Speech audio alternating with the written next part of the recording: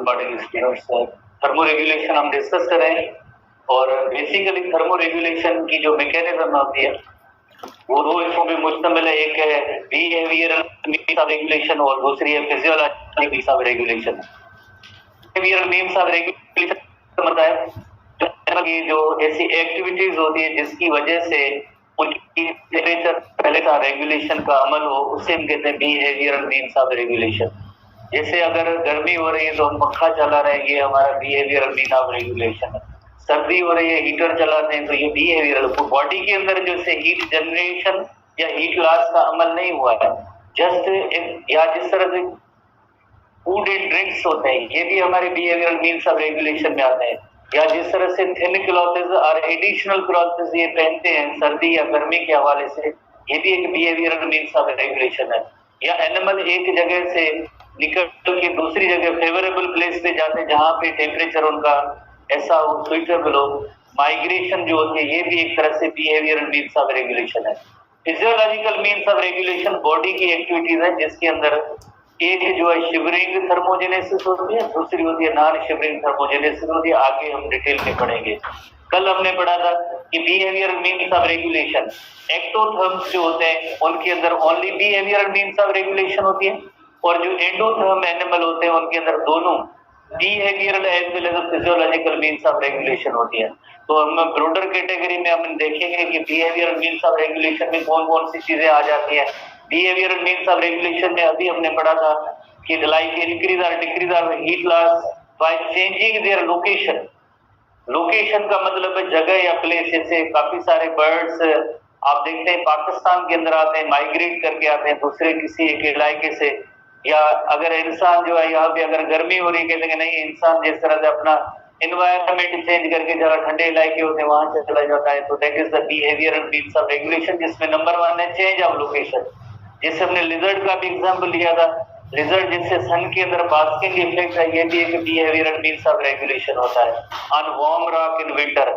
इसी तरह से हम देखते हैं कि इस वक्त जैसे गर्मियों की मौसम है हमारे इलाकों में, तो अक्सर आपने डॉग्स वगैरह देखे होंगे जहाँ पे पानी होता है, कीचड़ वगैरह होती है, जहाँ जब ज्यादा गर्मी लगती है, या बफेलोज आप देखते हैं तो वो पानी के अंदर चली जाती है। तो ये एक फाइंड वही पूल एरिया या बरोज या इस तरह से समर सीजन के अंदर, विंटर सीजन के अंदर जो है कोई गर्म जगह की तलाश करते हैं, और जैसे समर सीजन होती है तो वहां पे जो है जहाँ पे ठंडी ठंडी जगह होती है वहां पे एनिमल जाते हैं। ये बिहेवियरल मीन्स ऑफ रेगुलेशन है। Even migrate to comfortable zone, जैसे एक जगह चेंज करना अलग चीज है, माइग्रेट होना एक अलग चीज है। जैसे आप उमरपुर शहर में बैठे एक जगह से दूसरी जगह तक जा रहे हैं, तो ये जैसे चेंज ऑफ लोकेशन है। पर एक आप किसी दूसरे शहर वहां से होके और 4-5 महीने तक इधर रहे, तो ये आपकी होगी माइग्रेशन होगी, इसे हम कहते हैं माइग्रेशन कहते हैं। जैसे काफी सारे माइग्रेटरी बर्ड्स पाकिस्तान के अंदर आते हैं सर्दियों के मौसम में, ये माइग्रेटरी बर्ड्स माइग्रेशन करके आते हैं। क्यों माइग्रेशन करके आते हैं? बिकॉज यहाँ की वेदर उनको जरा फेवरेबल बजाय जो उस जगह पे रहे थे वहां पे एक्सट्रीम वेदर हो गई थी, इस वजह से ये माइग्रेट करके इधर आते हैं। तो माइग्रेशन हमेशा आसानी जो होती है उसके लिए की जाती है कि भाई यहाँ से उस जगह तक चलेंगे तो जरा हालात ठीक होंगे, तो that is called as migration. All ectotherms employ behavioural means of regulation. कल हमने पढ़ा था जो एंडोथर्म होते हैं उनके अंदर दोनों मीन्स ऑफ रेगुलेशन होती है, जो एक्टोथर्म होते हैं they have only behavioural means of regulation. उसके बाद जो फिजियोलॉजिकल मीन्स ऑफ रेगुलेशन है, जनरल हेडिंग है फिजियोलॉजिकल मीन्स ऑफ रेगुलेशन के अंदर।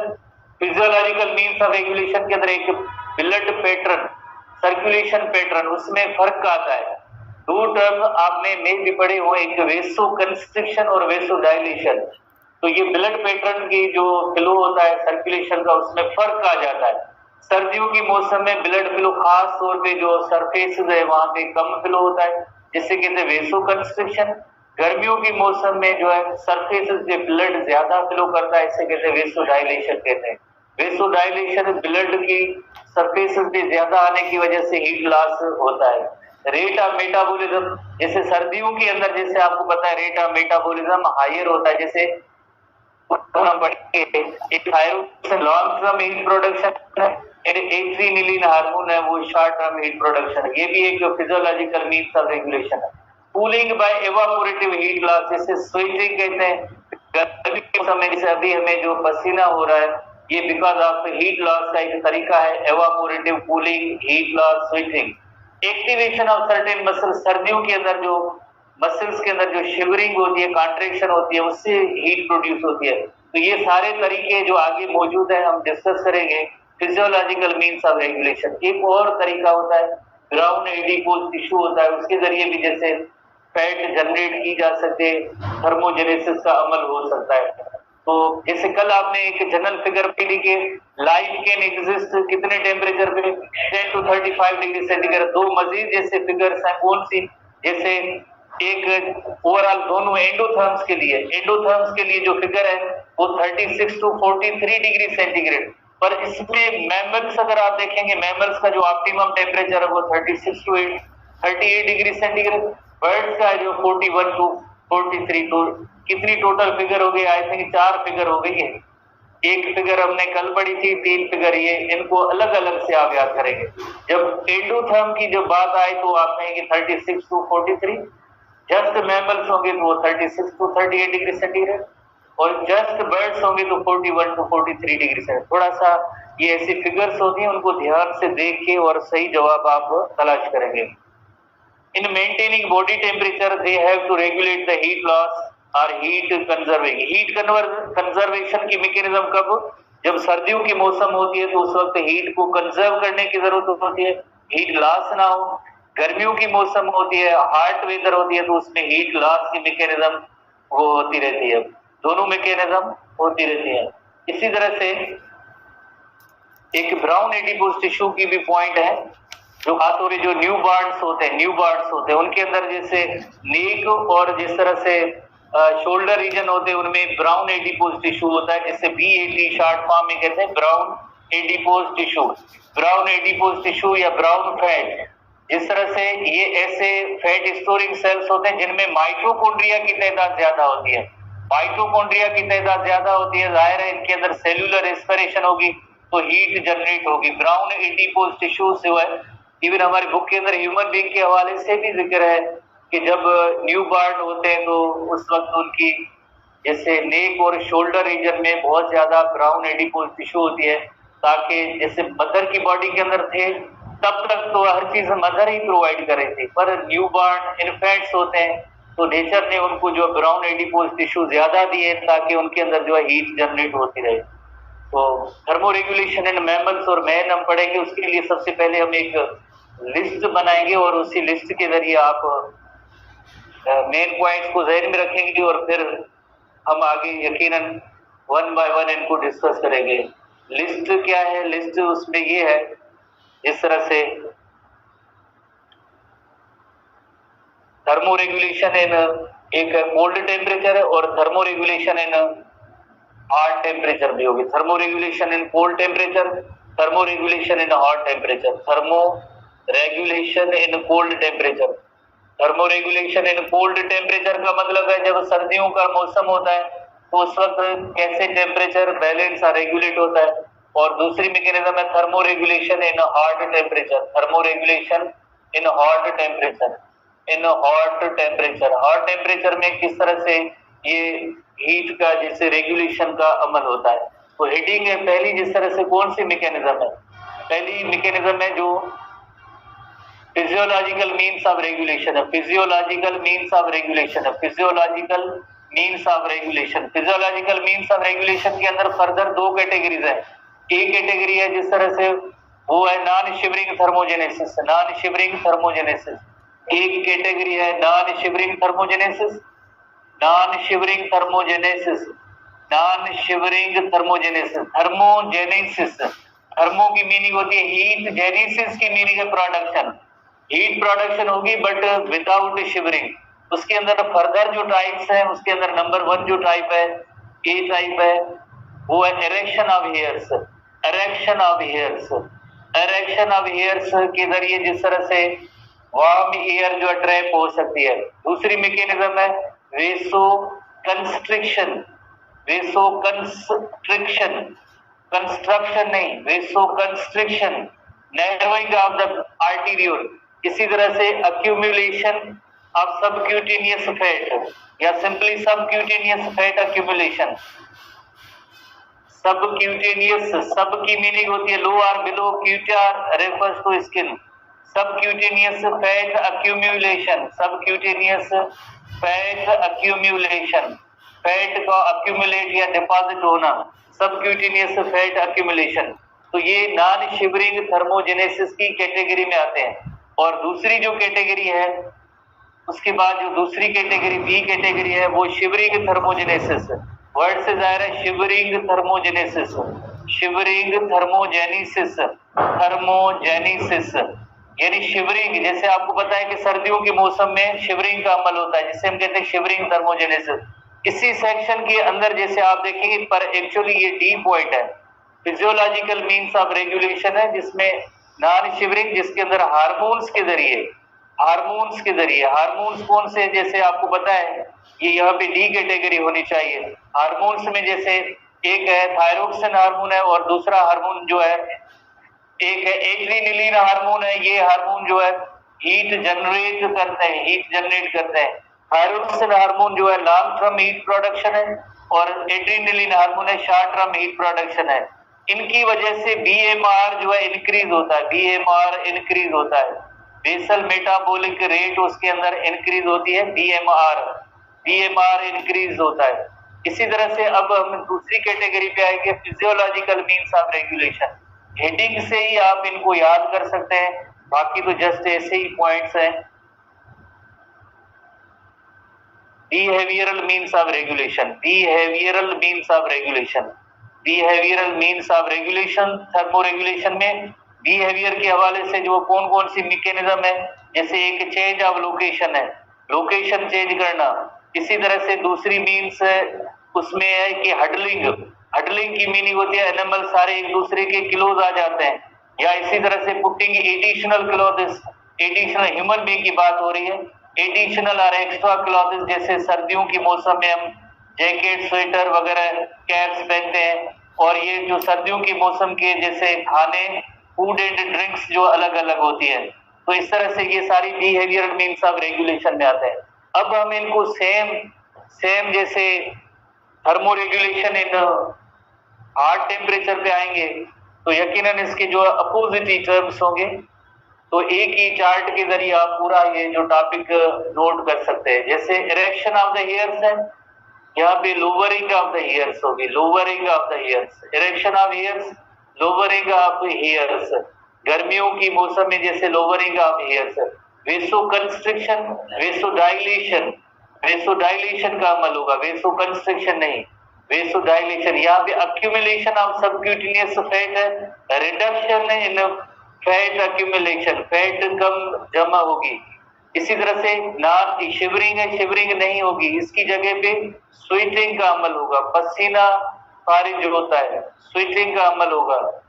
स्वेटिंग या पसीना जो है जैसे हार्ट टेम्परेचर कोल्ड उसकी मैकेनिज्म है, शिवरिंग जो है वो कोल्ड टेम्परेचर की मैकेनिज्म है. स्वेटिंग, पेंटिंग भी होती है, कुछ ऐसे एनिमल्स होते हैं जिनमें इतने ज्यादा स्वीट ग्लैंड नहीं होते हैं तो उनके अंदर पेंटिंग होती है. बीएमआर डिक्रीज्ड बीएमआर होगा, डिक्रीज्ड बीएमआर, डिक्रीज्ड बीएमआर होगा, बीएमआर डिक्रीज्ड बीएमआर होगा तो हीट कम जनरेट होगी. ये इंक्रीज्ड बीएमआर है, वहां पे डिक्रीज बीएमआर होगा. इसी तरह से बिहेवियरल मीन्स ऑफ रेगुलेशन में वही सेम 4 पॉइंट्स, जैसे फाइंडिंग कूलर प्लेसेस, कूलर और वेट प्लेसेस. एनिमल उन जगहों पे जाते हैं, एनिमल एक दूसरे से अवे हो जाते हैं, सेपरेट होते हैं, अलग अलग रहते हैं. थिन क्लॉथ्स पहनते हैं, थिन क्लॉथ्स पहनते हैं गर्मियों की मौसम में. ह्यूमन बीइंग की बात हो रही है. और इसी तरह से ह्यूमन बीइंग की जैसे फूड या जो ड्रिंक्स होती है ऐसी ड्रिंक्स होंगी यकीनन जिनकी वजह से बॉडी टेम्परेचर जो इजाफी है तो वो कम हो जाए.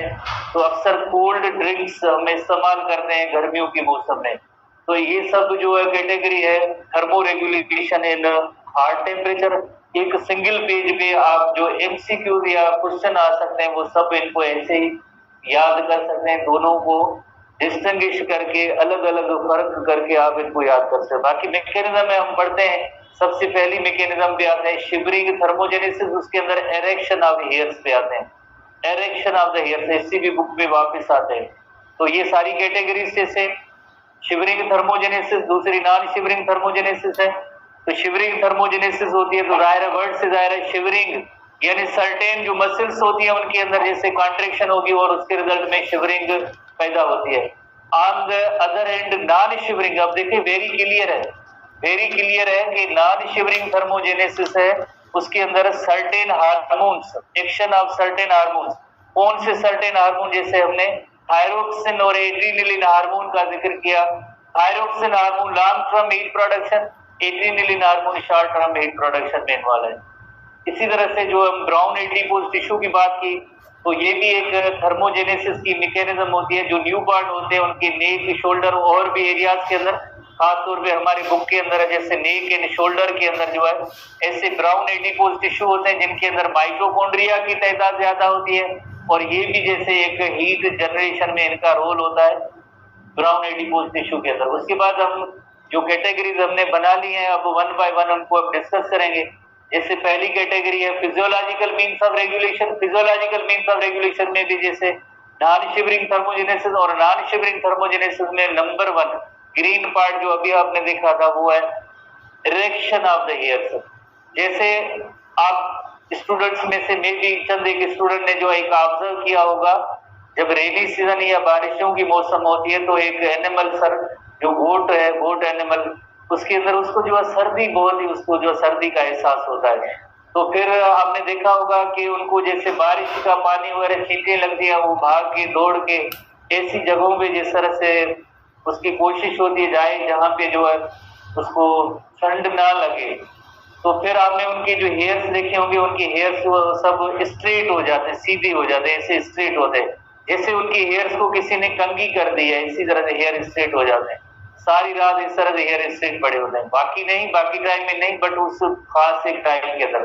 तो ये स्ट्रेट जितने स्किन की हेयर होते हैं, एक मसल होती है जिसका नेम होता है एरेक्टर पिलाई मसल।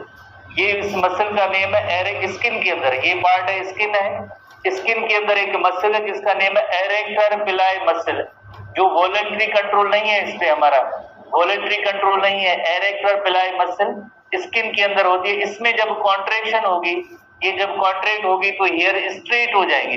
हेयर जब स्ट्रेट हो जाते हैं इसे हम कहते हैं इरेक्शन ऑफ हेयर, स्ट्रेट होना या erection of hair. Erection of hair होगी तो रिजल्ट क्या होगी? रिजल्ट ये होगी कि यहाँ पे जो वार्म हेयर है, वार्म हेयर जो है वहां पे इधर ट्रैप हो जाएगी। वार्म हेयर ट्रैप होने के बाद क्या होगा? बाद ये होगा कि लाइक जो बॉडी की हीट है वो यहाँ से बाहर नहीं जाएगी और बाहर की ठंड है वो इस एनिमल को नहीं लग सकती है। तो ये erection of hairs, erection of hairs totally involuntary nature होता है। इस कोई पर्सन में तो इतने, ह्यूमन बीइंग में तो इतना कैरेक्टर वेल डेवलप्ड नहीं है, पर सर्टेन मैमल्स जो होते हैं जिनमें हेयर्स ज्यादा होते हैं तो ये अपने हेयर्स को इरेक्ट करते हैं। किस मसल की वजह से? Due to the contraction of arrector pili muscle. Vertical position में आएंगे तो ये इस वार्म एयर को ट्रैप करते हैं। ये एक मैकेनिज्म होती है थर्मोजेनेसिस की होती है, थर्मोजेनेसिस की होती है। जैसे ये एरेक्टर पिलाई मसल है, वन ऑफ द डायग्राम, कि ये मसल होती है स्किन के अंदर, उसका नेम होता है एरेक्टर पिलाई मसल। जैसे इसके अंदर कॉन्ट्रैक्शन होगी तो ये हेयर को जो है स्ट्रेट करती जाएगी, तो ये हेयर को स्ट्रेट करती है और इस वजह से जितने भी हेयर्स होंगे वो सब स्ट्रेट होंगे। तो यकीनन उसका एडवांटेज या फायदा ये होगा कि like they trap the warm air.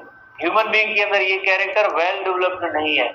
उसके बाद जैसे reduction in blood flow towards the skin, vaso constriction, vaso constriction, reduction in blood flow, ये अमल है वेसो कंस्ट्रिक्शन का प्रोसेस है। Vaso refers to blood vessel, constrict लफ्ज की मीनिंग होती है नैरो होना, ब्लड वेसल का जो नैरो होना, दैट इज कॉल्ड वेसो कंस्ट्रिक्शन, इसे हम कहेंगे, इस प्रोसेस को हम कहेंगे वेसो कंस्ट्रिक्शन।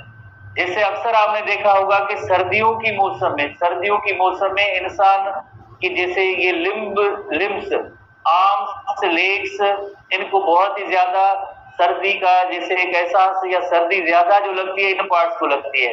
हेड रीजन या जिस तरह से ये चेस्ट है या एब्डोमिनल पार्ट है, यहाँ पे ब्लड फ्लो ज्यादा जाता है और इन पार्ट से एक्सट्रीमिटीज से जो है ब्लड फ्लो कम जाता है। मोर ओवर जो ये स्किन का जो आउटर सरफेस है, यहाँ पे भी ब्लड फ्लो कम जाता है, क्योंकि यहाँ पे जो आर्टीरियोल होते हैं वो आर्टीरियोल एंड पे एक स्फिंक्टर्स होते हैं, स्मूथ मसल के स्फिंक्टर होते हैं, जब वो कॉन्ट्रैक्ट होंगे तो ब्लड फ्लो कम जाएगा, कम ब्लड फ्लो जाएगा, सरफेस के जरिए हीट लॉस नहीं होगी, तो ये वेसोकंस्ट्रिक्शन का अमल होता है। जब कोल्ड वेदर या कोल्ड टेम्परेचर होती है तो हमारे यहाँ क्या होता है, ये नैरो हो जाते हैं, कोल्ड टेम्परेचर के अंदर नैरोइंग ऑफ द आर्टीरियोल होती है, जिससे कहेंगे vasoconstriction, narrowing of the arteriole cold narrowing of arteriole होगी, जिससे कहेंगे वेसोकंस्ट्रिक्शन, जिसकी वजह से less blood is supplied to the surface, surface है या लिम्स है उन तक भी ब्लड सप्लाई कम जाती है, तो ये बॉडी की हीट को कंजर्व करते हैं।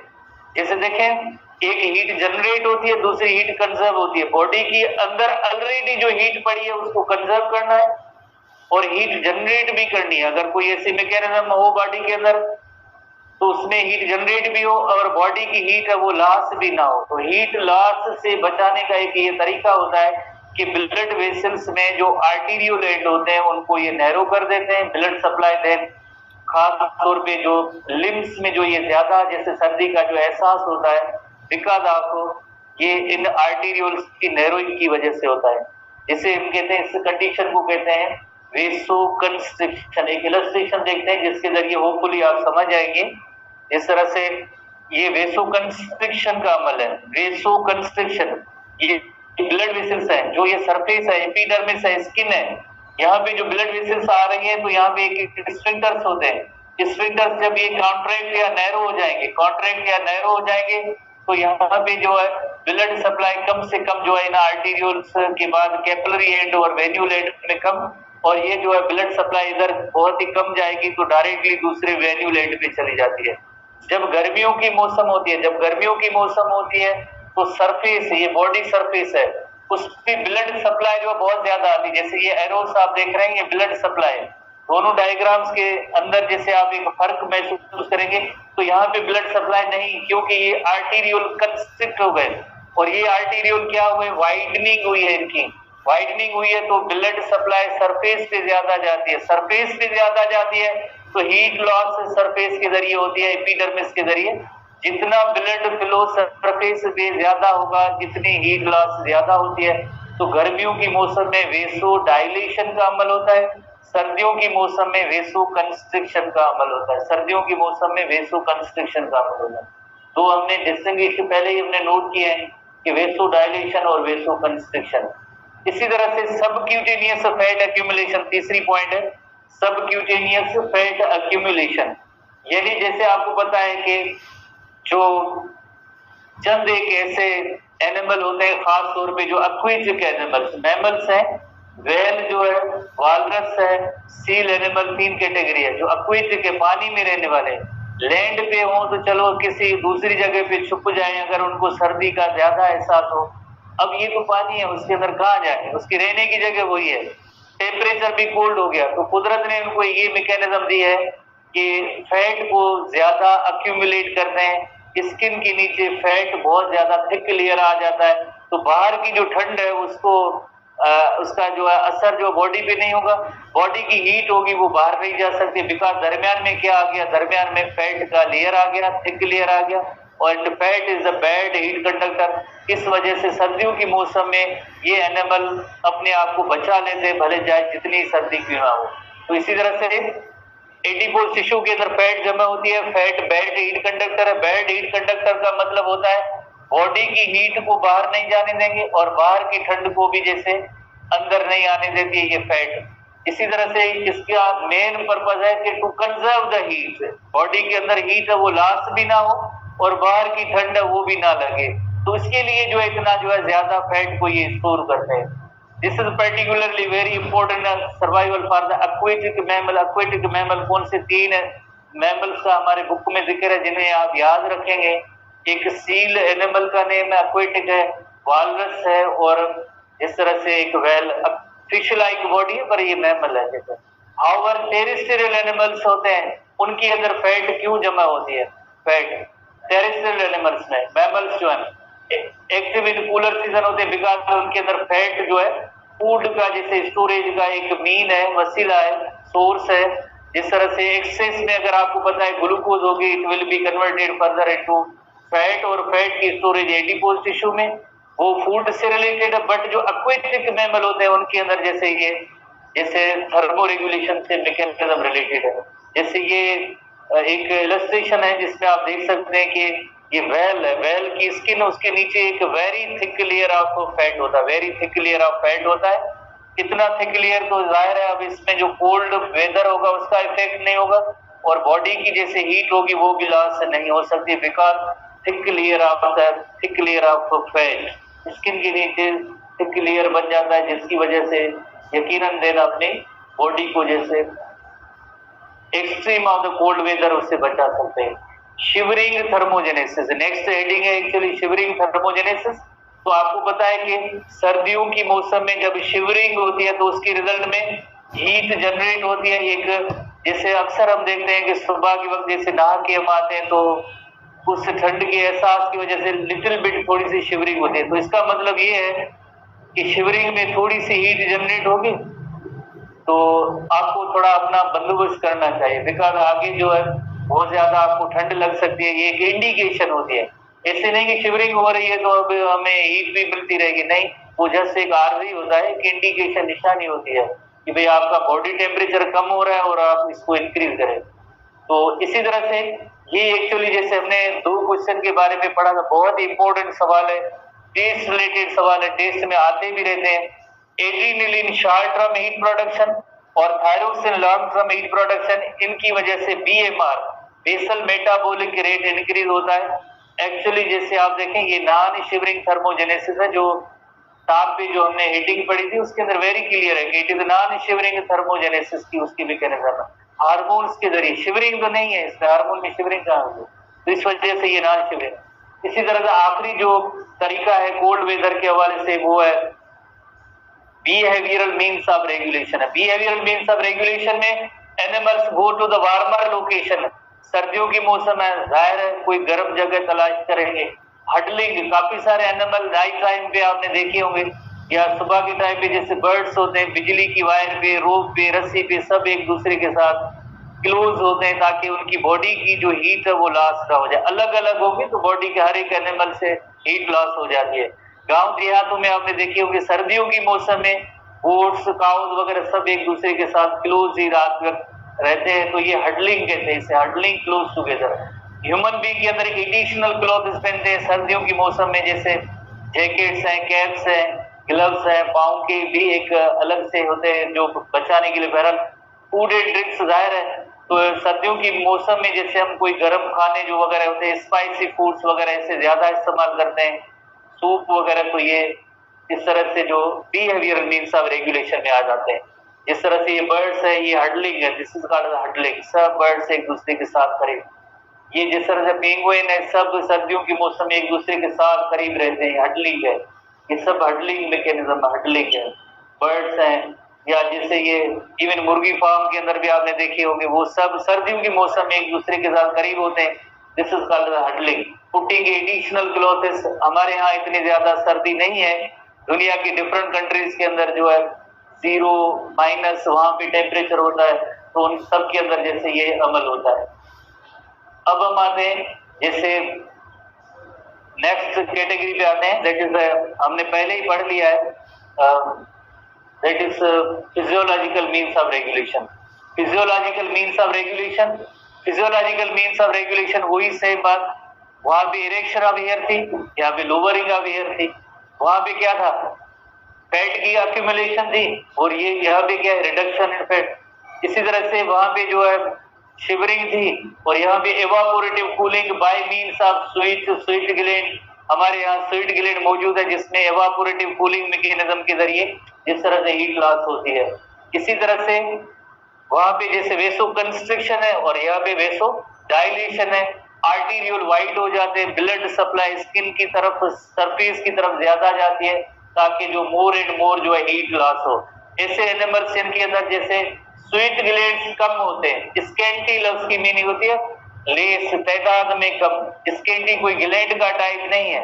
ऐसे एनिमल्स जिनकी स्किन के अंदर स्वीट ग्लैंड्स कम होते हैं, स्वीट ग्लैंड्स कम होते हैं तो फिर उनके अंदर पेंटिंग का अमल होता है। जैसे पेंटिंग कहते हैं, जो आपने गर्मी के मौसम में किसी एनिमल को देखा होगा, बड़े बड़े सांस ले रहे होते हैं, तो इस अपने मुंह से, सलाइवा से, रेस्पिरेटरी ट्रैक्ट से हीट लॉस जो करते हैं उसे हम कहते हैं पेंटिंग कहते हैं।